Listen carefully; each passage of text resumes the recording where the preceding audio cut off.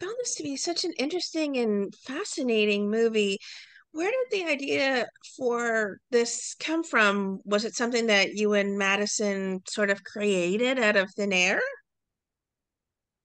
Yeah, more or less. I mean, there was a lot of context to it in the sense that we came up with the idea in 2015 when we were just finishing to shoot our first film that took place in our neighborhood. And it was, I don't know if you remember, but there was an election coming up. And there was the sort of opioid epidemic was raging, and there was kind of this newer thing called fentanyl that was, and there was kind of this general feeling of paranoia, coming sort of from all over. And I had been a big fan of noir films and the genre of noir for a really long time, especially in the sort of the context of it being a response to World War II, and a lot of European filmmakers making movies after World War II in America about like how do you find a moral center or something in a world that's like this crazy and paranoid and there's no set truth, you know what I mean? So a lot of times it's like a hero trying to just find one thing to prove that this one thing is real, but that one thing is always so much more. So part of it came from that instinct and feeling there being a similarity to the sort of tone in the air, and then wanting to see a mother character be at the helm of that, as opposed to the sort of like rugged individual, male PI or something like that, and kind of take that idea of a journalist or reporter or somebody who wants to get in, whose job it is to seek truth, but find them in a place where they are, where she's kind of paralyzed by grief. Even before her son dies, she's a character who's been mourning his death since a long time before he actually died. And I think that in a lot of stories about drugs or junkies or something like that, there's um it focuses much more on that and less about the grief, and you realize when you see it all around that it's much more complicated, especially in this sort of situation, where the blame isn't clear, the repercussions of people's actions isn't clear, the sort of, her own responsibility. So that was kind of interesting, and we felt like would be a cool, interesting, challenging character to kind of like put in this world. Well, I love the chemistry between Hillary and Olivia. I think they play off each other so well. How involved were you in the casting?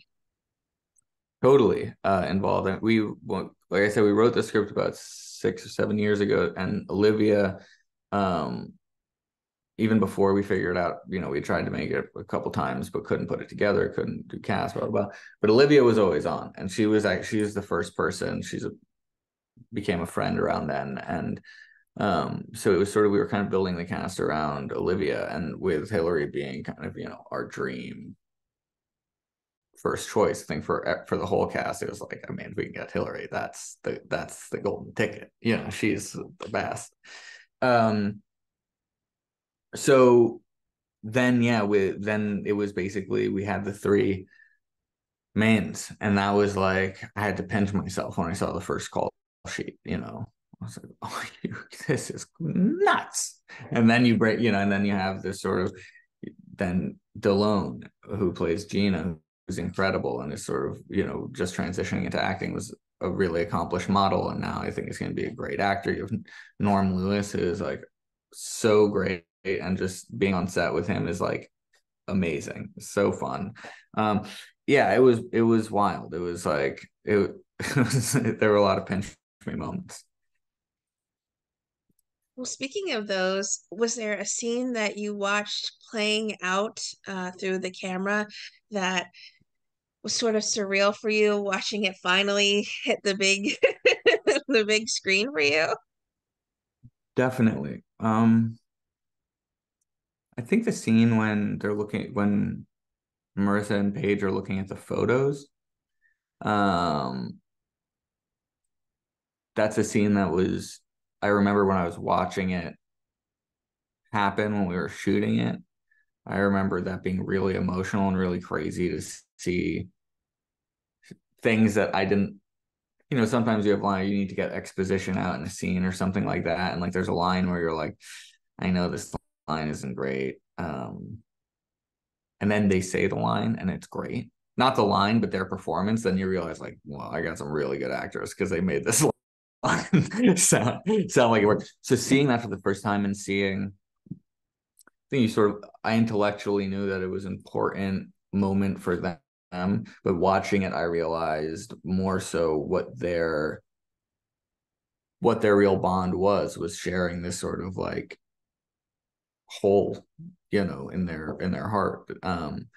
And that in a way that was bringing them together. And I like this sort of the reversal of that, of this sort of like gap, being the thing that makes two people bond. Well, the movie comes out here this week. I'm just so excited for more people to get to watch this because the cinematography, I think, is exceptional as well.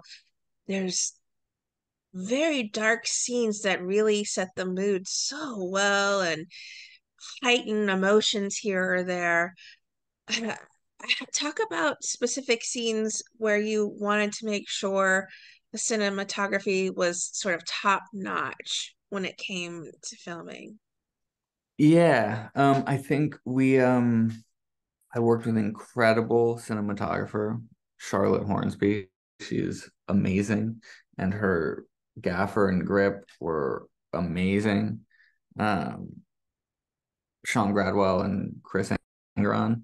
And yeah, I mean, in the script, I write some of the camera movements to know, like we knew that there's a big death in the movie, we'll say, that we knew wanted to be one shot and wanted it to sort of take the time that the act was going to take. And I think in all the moments for us, we never want to have a disposable shot. We never want to have a shot that's just there to sort of communicate something that the audience is missing, which sometimes you need, it's not, but I think, yeah, we just try to really always put the camera in at sort of in the most emotional place to tell the story of what's going on, or you try to figure out what the scene is about, and then how do you articulate that in an emotional way? Because I think that when you like an example would be like the at the beginning when they're coming out of the morgue, and we sort of push in on them after she's not seen her son and all that, and that you could do a scene that's a bunch of exposition about how she's stuck and how she's sort of like solidified and isn't letting anything or anyone in, or that or for us it felt like, or we show her in this immense concrete space, and we show her walking through this and not being able to talk about it. And to me, if you can find an image that is doing that clearly, then the actor can do something.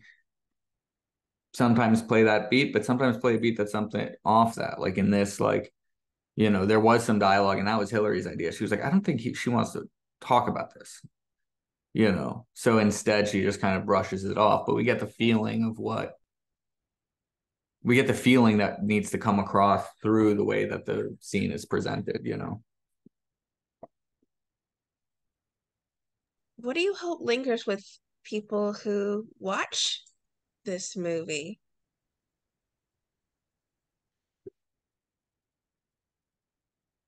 I'm not sure. I think there's always you always want multiple things. There's not one thing. First of all, I want people to get wrapped up in the ride of it. I think that was why we really wanted to push some of the kind of thriller elements, and that we wanted to feel, edge of your seat, and you can, even though it can have more pensive or less cutty moments. But ultimately, I think that I just want people to think about, grief in a way, and see that sort of process that the character goes through from being completely rigid and frozen to that process of grief, to somebody who isn't in a better world at the end of the movie, but is able to at least take a step forward in it, you know?